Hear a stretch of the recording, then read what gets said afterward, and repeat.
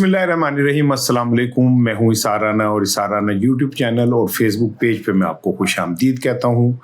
आज जुमेरात है, 26 मार्च है, 6 शवाल है और 12 चीत है। सुबह का वक्त है। Good morning. सुबह जो सलाम, जी आयानू, पखैर रागले और दुनिया के जितने अच्छे लफ्ज़ और शब्द हैं वो सब आज आपके नाम। ढेरों दुआएं पाकिस्तान में रहें, पाकिस्तान से बाहर रहें। पाकिस्तान से बाहर रहने वाले मेरे पाकिस्तानियों को खुसूसी मेरा सलाम, दुआएं। अल्लाह ताला आपकी मुश्किलात को आसान करे, शाद रहें, आबाद रहें।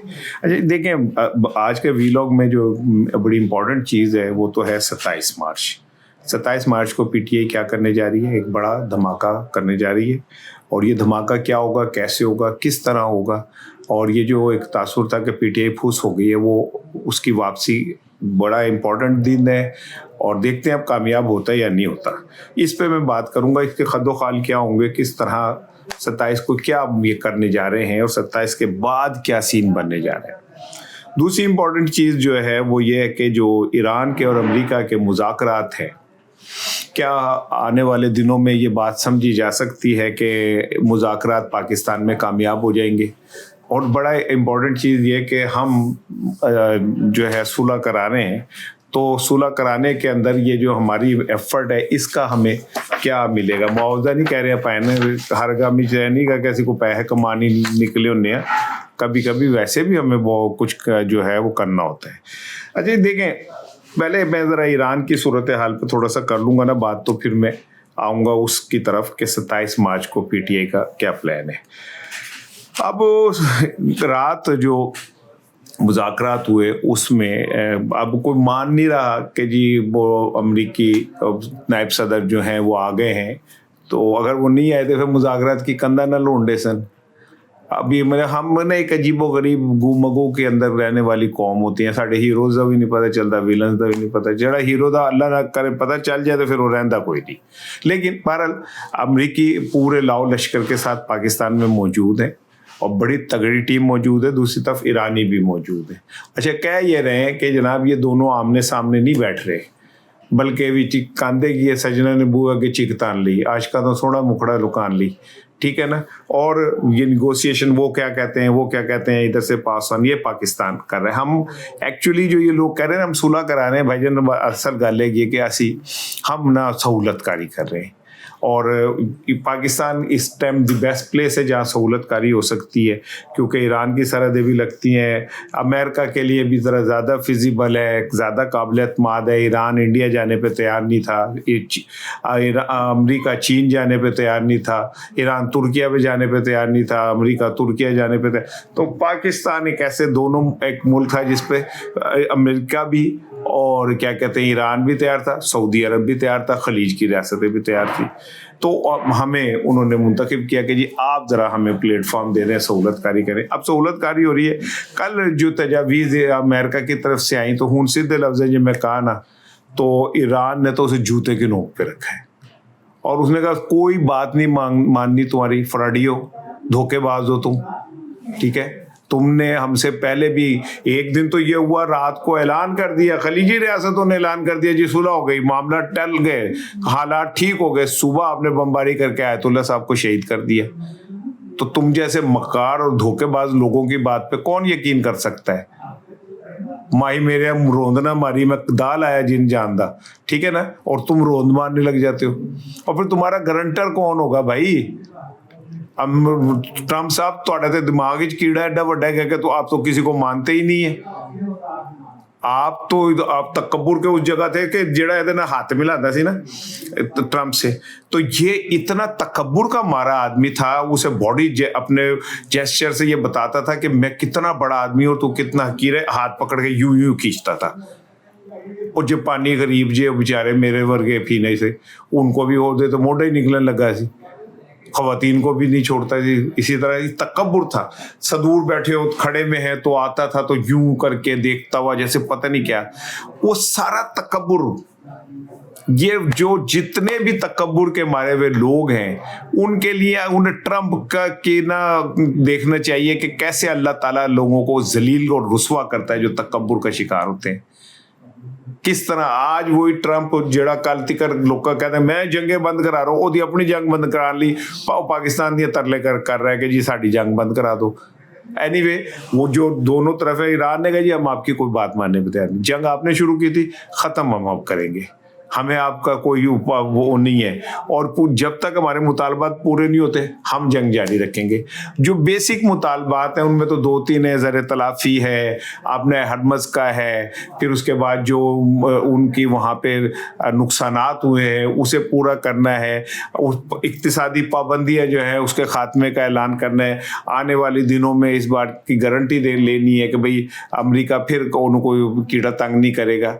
तो कहा यह जा रहा है कि अभी तो ईरान ने पहले मरहले पे हर चीज़ से इनकार कर दिया है, और इसके बाद जाहिर है एक्सपेक्टेड था, इतनी जल्दी तो ईरान भी नहीं मानेगा, और ये जो होती है ना निगोशिएशंस, उसमें इसी तरह होता है कि काम ज़रा लंबा चलता है, और ये चलते चलते कहीं जाके बनने लगता है। लेकिन उस दौरान अमेरिका की काम पाबंद है, मैनू नहीं पता है, उसका कोई पता नहीं है, फ्रॉडिया है, झूठा है।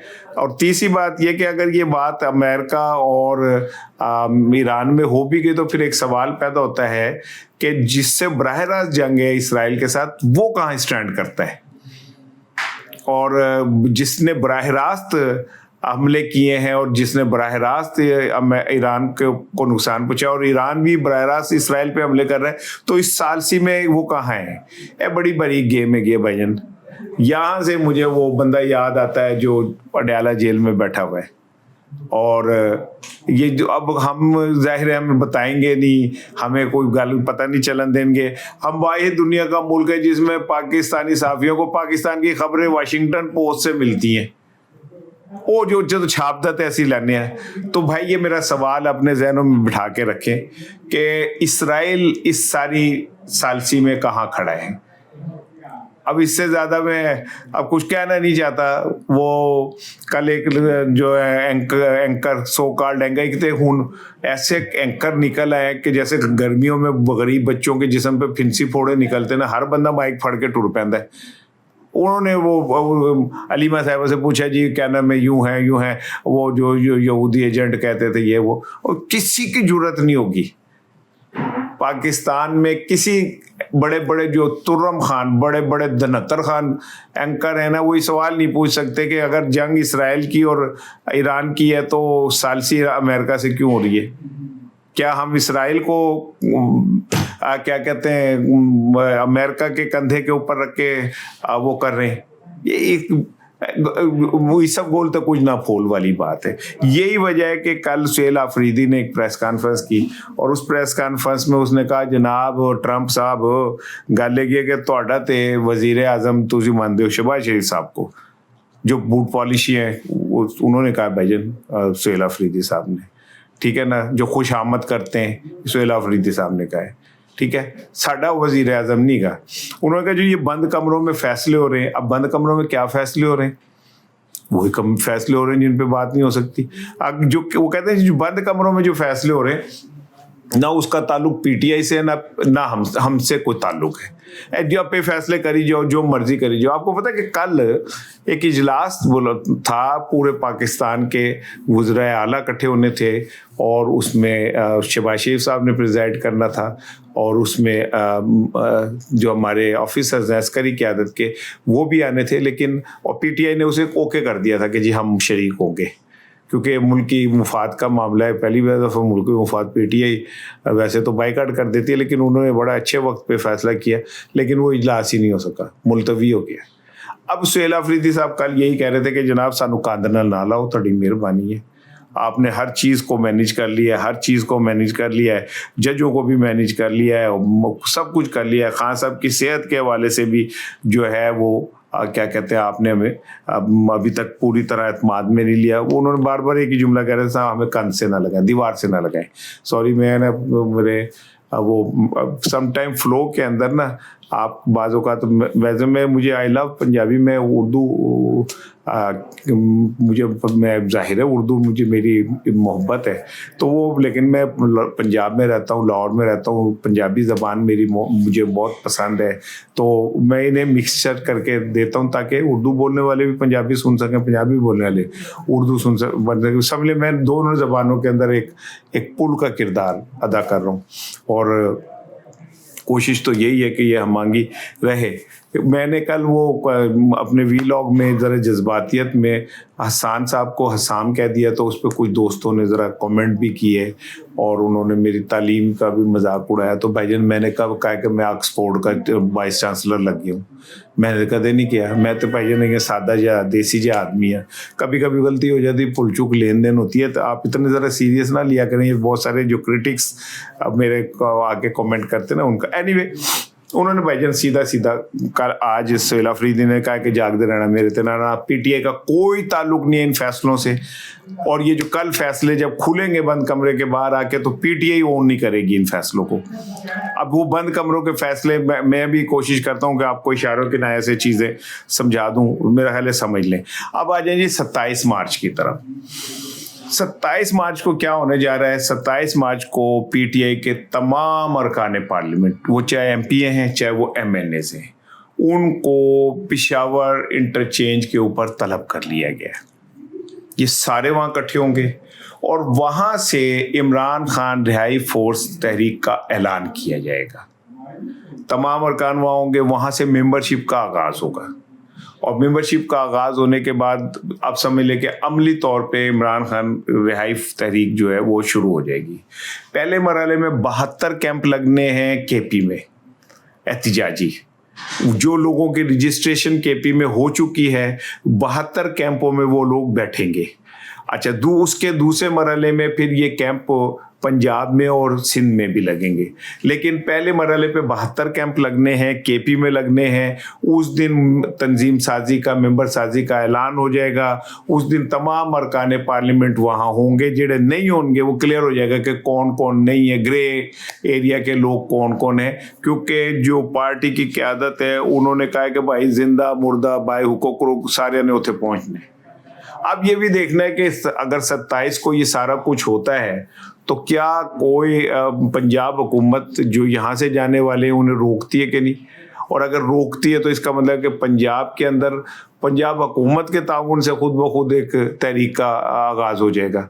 और अगर ये नहीं रोकती तो ये बंदे वहाँ पहुँचे ही पहुँचे, और पहुँचने का मतलब ये है कि जो मैंने आपको अर्ज़ की है कि फिर वो तहरीक जो है वो बाकायदा शुरू हो जाएगी।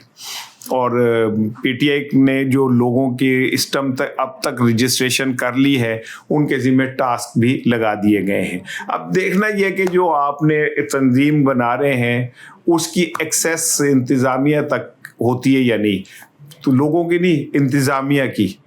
क्योंकि अगर आप एक रजिस्टर पे लिख देते हैं मोहम्मद फला और मोहम्मद शफीक वल मोहम्मद रफ़ीक मोहल्ला ये गली नंबर ये, तो फिर तो ये अगर फहरिस्तें इंतज़ामिया के हाथ लग जाती हैं तो बंदा चुके जाएगा।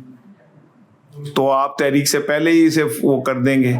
बहरहाल को अब ये जो लोग होंगे फोर्स, वैसे उन्होंने फोर्स का नाम ज़रा कम कर दिया है और इसे तहरीक का नाम दिया, क्योंकि फोर्स के हवाले से को ऐसा लगता है कुछ ऐसे क्या कहते हैं कोई मुसल्लह जदोजहद होने जा रही है।